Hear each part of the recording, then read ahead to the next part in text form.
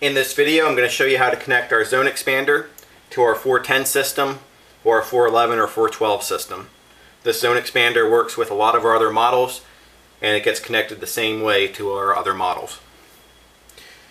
I'm going to go ahead and open the zone expander up. And for now, I'm going to remove these two keypads.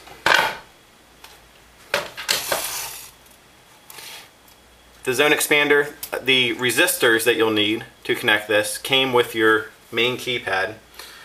Check your main keypad box for these. If they weren't included, you can purchase them from our website for only 99 cents to $1.99 depending on which resistors you need.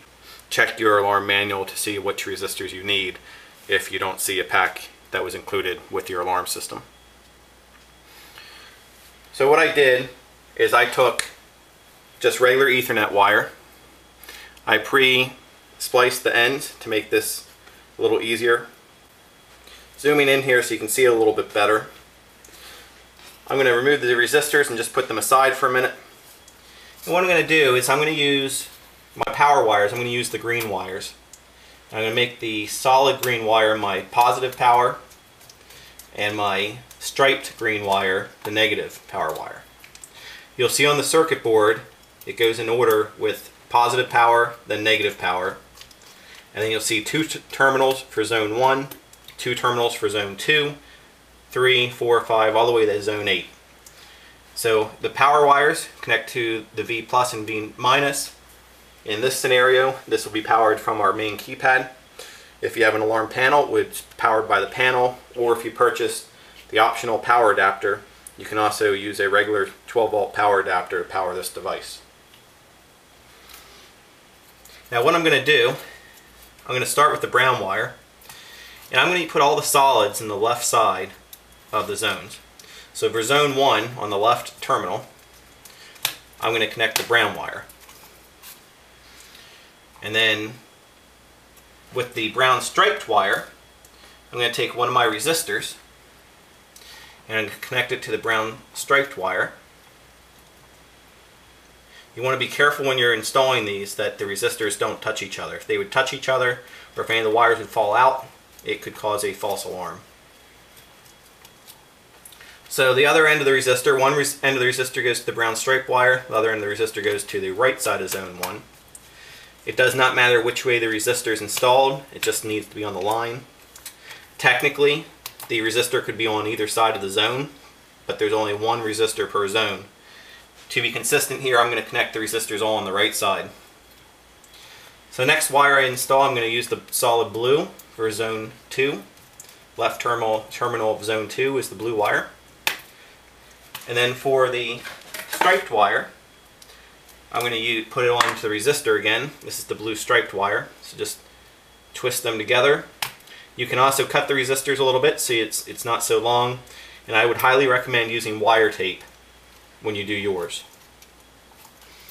Make sure none of these resistors or wires are touching, and the other end of the resistor goes into the right side of zone 2. And again, it's very important that the wires are tight, otherwise you could have a false alarm if they were to come loose. So you can see how they're nice and spaced out, they will never touch each other. The third zone, I'm going to connect my solid orange wire. That goes in the left side of zone 3. And then I'm going to take another resistor, twist it on my orange stripe wire.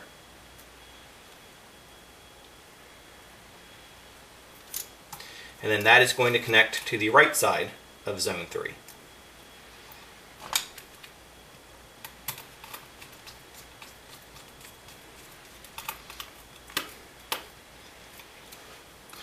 Make sure all the resistors, none of them are touching each other. And they're installed. It should look something like this. And then the other end of the wire, you're going to want to go through the hole in the back of this device or through the side. There's a side port on it that this will come out. For the demonstration purposes, I'm going to leave it on top just so you can see the inside of this when we program this later.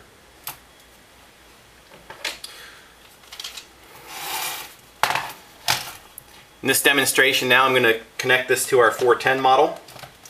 Again, our 410, 411, 412 model, as well as a whole bunch of other models. It connects the same exact way. I'm just showing you with our 410 model. So for this model, I'm going to turn it upside down just so it's easier for me to see. But the keypad, it's labeled. Let me turn it the other way actually for you to see it. The bell, then auxiliary power, and then it's going to go in order labeled on the board. And it starts at zone 33 and goes up to zone 40. You're also going to see that one of the, actually more than one, but terminal, it's labeled common, C-O-M for common. That is your negative power and also your common wire. So our power wires were the green, solid green, and the solid stripe. I'm going to turn it upside down to work in this. And then go ahead and connect the solid wire connects to the auxiliary power. It says aux plus. And once you do that, just tighten that in there. Again, make sure these connections are very tight. If you had wanted to, you could connect the resistors at the keypad end, but I chose to do it at the zone expander end so that the resistors don't get in the way of this small area in the back of the keypad. Then the negative power wire for the zone expander is going to connect to a common port. This is 2 ports over, or 3 ports over I should say. It's labeled COM. And I'm going to go ahead and tighten that down. It's very important that these are tight and it's grabbed. Make sure that they all stay very tight. So you see this one just popped out because I didn't have it centered.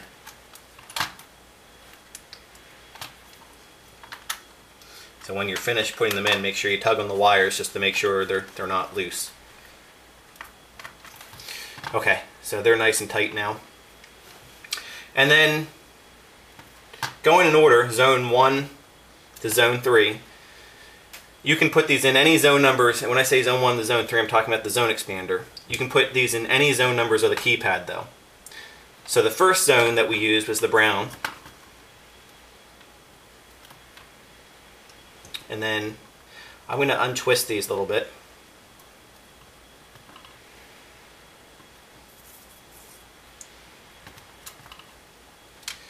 And what I'm going to do for here is all of my solid wires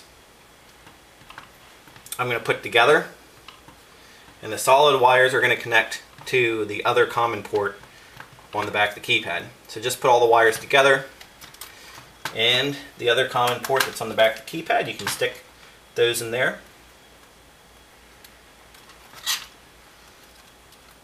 If you did more than 3 zones, or if you did less than 3 zones, the important part is that you just put all your zones, your common wires, into this common port. So if you used my model, then all of the solid wires are going to be going into this connection port.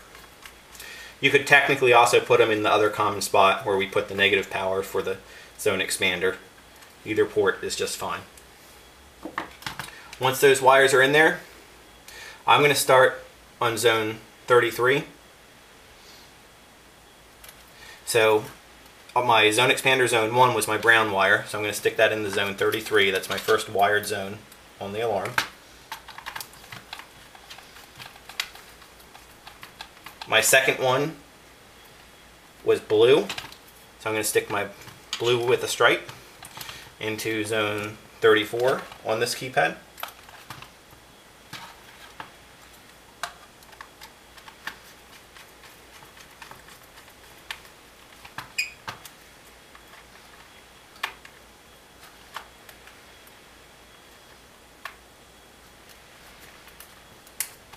And lastly, my third zone that I did was my orange striped wire, and I'm going to put that into zone 35.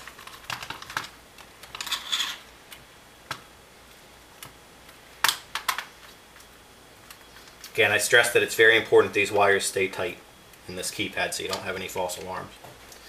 Go ahead and just give all your wires a little tug, make sure they're in tightly. This keypad should look something like this. And if you turn it the correct way, right side up, that's what it will look like. Now, showing both of these devices, let me zoom out for you. I'm going ahead and plug in my power to the keypad. Welcome to Sheltech Security. Once the system turns on, or if it was already on, that's okay, but I would recommend installing this with the power off so you don't damage anything. I'm going to go ahead and flip the keypad over. You're going to notice that the lights on the zone expander are lit. And I'm going to go into setup and enable zones 33, 34, and 35. So to do that, I'm going to go into setup, Enter your code. pressing star and then 9876 pound. 1. Set code. 2. Professional monitoring phone numbers. 3. Self-monitoring phone numbers. 4. System options. 5. Enroll wireless device. 6. Zone attribution. 6. Zone attribution. I'm going to go into menu number 6 for zone attributions. 1. Zone attribution. 2. Zone 1. Zone attribution. Then 1. Enter 2-digit zone to modify. 01 to 40. Press the X key to exit. Press the Enter key to confirm. I'm going to go into zone 33. Select the zone type. 0. Disable a zone. 1. Delayed door or window sensor. 6. Gas detector. You can notice that type 8, which is the door chime, is not available for the zone expander. However, all the other ones are available. So I'm going to make this a 1. 1. Delayed door or window sensor. Which is a delayed window or door sensor. Press pound. Settings saved. Enter 2-digit zone. I'm going to go into modify. zone 34. Select the zone type. 0. Disable as 1. Make it the same Delayed thing. door or window settings saved. Enter 2-digit zone to select the zone type. 1. Delay settings saved. Enter 2-digit zone to modify. So I went ahead and programmed 1. Texting programming. the wired zones. Check your alarm manual to see how to enable the wired zones on your system. Now we're going to program a wireless sensor to the zone expander. I'm going to program 2 door sensors and a motion detector. Notice that I only have 1 battery when I do this. I'm only going to put the battery in the sensor I want to program. So go ahead and put the battery in the sensor you want to program. If you already have batteries in your other sensors, that's not a big deal. You just want to pay attention that this RF light that's flashing, that means it's a signal, it's getting signal. If you go to program it and you don't trigger the sensor but that light comes on, then it was programmed to another one of your sensors. So just pay attention to that light, that if it comes on when you're not trying to program a sensor, you know that another sensor picks it up. If that happens, to clear the zone that it was programmed to, just press the zone number and the clear button. That RF light comes on and it deletes all the sensors from the zone, and then just reprogram the sensors you want in that zone back to it. You'll notice that the zone buttons start at 1K and go to 8K. That's 1 through 8. And there's a clear button which says CLR. For this first door sensor, I'm going to hold the 1K button down and just press the tamper switch in the door sensor. When the door sensor flashes, you'll see that the RF light turned on, and that is now programmed into zone 1. To test this, I can take a magnetic strip or just press the tamper switch and put the magnetic strip up to the side. You can see when you take it away, the light turned off. After a few seconds, the light will come back on. That zone is now closed. Something else to note is when the sensor's triggered, I'm going to do it this time with the tamper switch. The light goes off, and on the keypad it says 33 and C. That indicates that that zone is open. And once the light comes back on, for when that sensor resets, you'll see the system is back to the ready status. Okay, so to program the second sensor, I'm simply going to put the battery in my second sensor.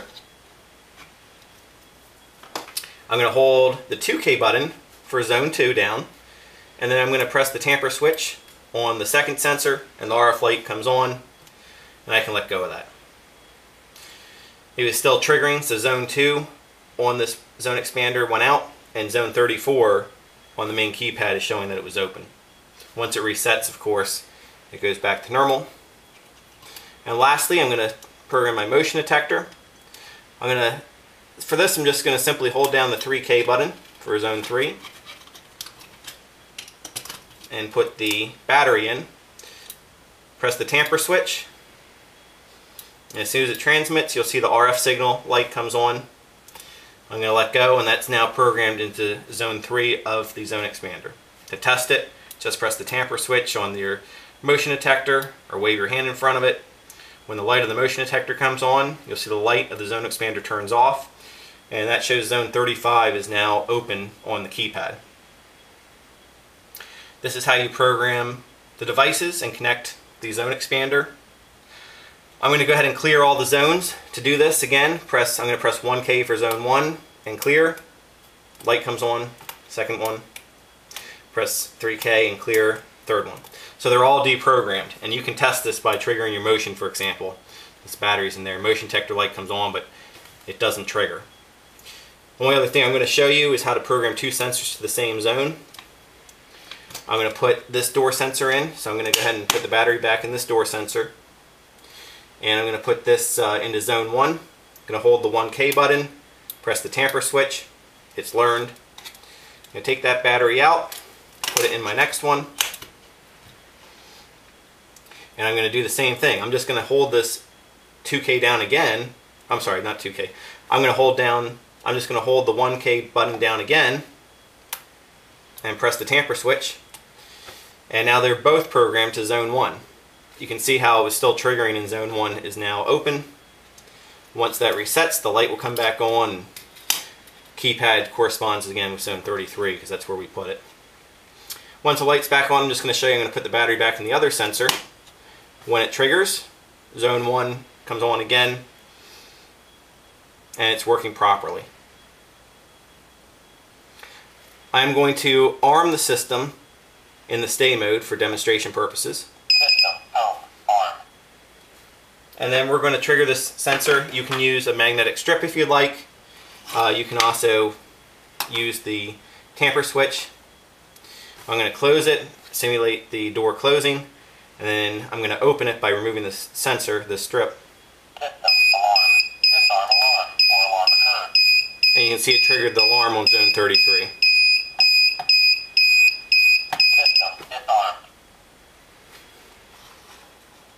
This is how the zone expander works. If you have more than 3 zones that you'd like to program, or if you have less than 3 zones to program, simply connect the wires that would be appropriate for your setup. If you have any questions or need further help with this, contact our technical support, and we'll be happy to further assist you.